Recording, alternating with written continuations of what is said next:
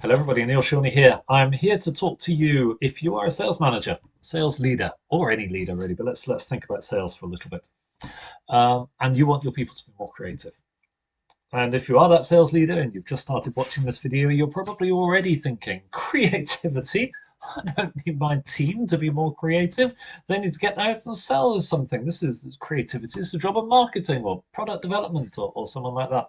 But it's not, because in fact, creativity is the job of the salespeople, as always, also the job of the salespeople. Because if you think about it, salespeople are the main interface between the customer or the prospective customer and the selling organization. And if the salespeople aren't creative in their sales strategy and the tactics they use and the stories they tell to illustrate all the great impacts that your solution can have on an organization, then they're not going to get very far. So I'd like to tell you how to make your team more creative and how to make them feel like they are really adding value and thinking beyond the obvious steps in their job. You want to help your team to think outside the box. And you do that by putting them in a box. Feels a little bit backwards, doesn't it? But if you think about it, you can't think outside a box unless you're in a box to start with. Figuratively, of course. It's an idea that I saw floated on the BBC website about 3 months into the first COVID lockdown a couple of years ago. They had a video claiming that restrictions of operating in lockdown conditions made people more creative as a result. And that's true, it did, but it's not a new idea. Those of us who work in creative industries, or perhaps like me, who help other people to be more creative, particularly in a way to approach a market innovatively, we've known about this phenomenon for a long time.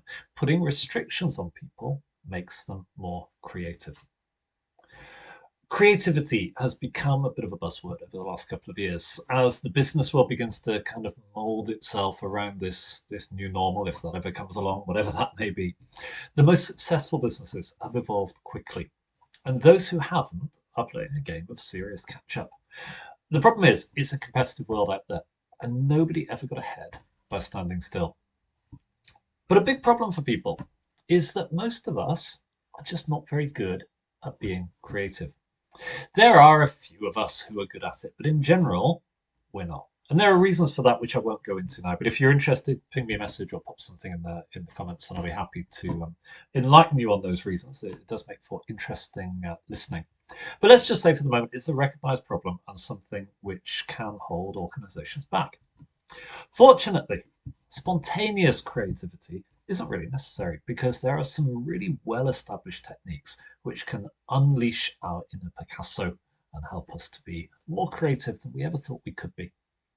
And if you're leading a team, as I said, whether it's a sales team or any other team, some of the better known creativity techniques, which I'll give you a summary of them now, can have moderately good results when used with a team in a business environment. But putting people in a box is the best. Here are a couple of other techniques, might be easier to get your head around, that you might want to try. One of my favorites, reverse brainstorming. It's like normal brainstorming, but done backwards. You get people together and you brainstorm how you could make a problem even worse. Then you reverse the ideas and build on them as positives. This is effective because many people struggle to be creative when they're faced with kind of a blank canvas. It's easy to think of ideas to do things badly, and that then becomes the input into a more positive creativity discussion. What about one that's been around for a really long time and stood the test of time? The Crawford slip technique, developed by a man called Charles Crawford way back in 1925. You've probably done this one yourself. You've probably called it a post-it exercise, but it involves writing ideas on slips of paper or sticky notes and then sorting them out and looking for themes on which to build as a group. Or another really widely used creativity technique is called blue sky thinking. This one comes in many flavors. Effectively, what we're looking to do is to remove any self-imposed limitations on our team members. They might be thinking, I can't do X, Y, Z because of ABC. But that's not necessarily linked. It's not really a link between not doing something because of something else. And what we have to help people to do is to remove those restrictions. And that can lead to more creative responses. Try asking things like, what would you do if you had a magic wand? What would you do if you had unlimited power and budget? What would you do if you knew you couldn't fail? These are all solid tools and they're helpful as creativity exercises. But let's get back to the point of this video because one of my favorite techniques to really unleash creativity is less of a tool and more of a kind of a concept. It's the idea that limiting people in a situation actually helps them to be more creative. Rather than blue sky thinking, where we try to remove glass ceilings or self imposed limitations, we actually proactively impose those limitations on people ourselves as leaders or as facilitators, perhaps in a creative sales team meeting. It might feel a little bit counterintuitive, but in fact, it can be really helpful in getting people to think outside of the box. You could say, as I said at the beginning, that putting someone in a box is the only way to enable them to think outside of it in the first place.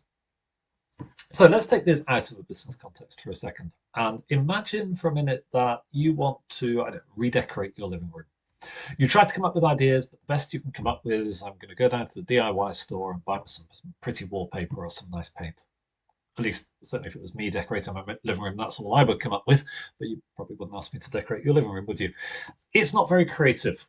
And if I'm relying on that as the source of my inspiration, I'm also relying on the DIY store having good wallpaper or paints in stock. But what if you were to limit me in the way I redecorate the living room? What if you said to me, Neil, I want you to redecorate the living room, but you can't visit any DIY stores? That would force me to become more creative. If it were me, I might think about going to some kind of vintage store for some posters and fabrics and think about how I could put those on the wall. What if you gave me another limitation? What if you said, Neil, you've only got 24 hours to do this? I suppose then the vintage store is out of the question as well.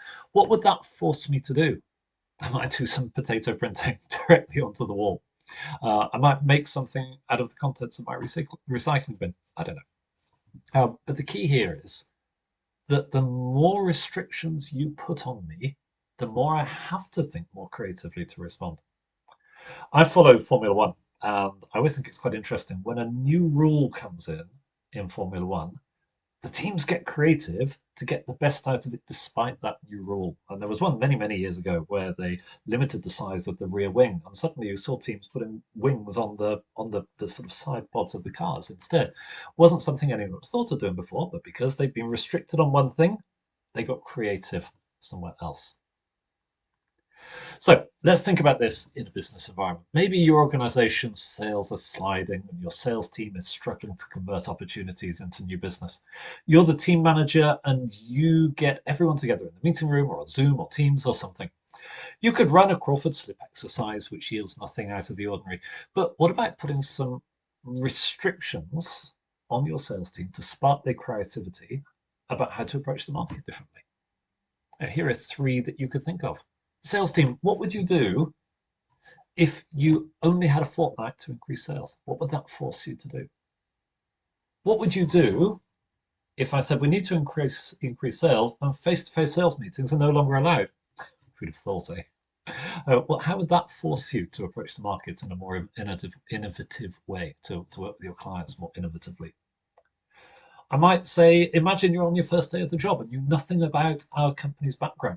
What might that force you to try in your way of approaching the market? There are lots of restrictions we can put on people, but the idea is that the more we put on people, the more they come up with a good idea. And of course, we say, what if you only had 2 weeks to increase sales? They haven't really got only 2 weeks, hopefully.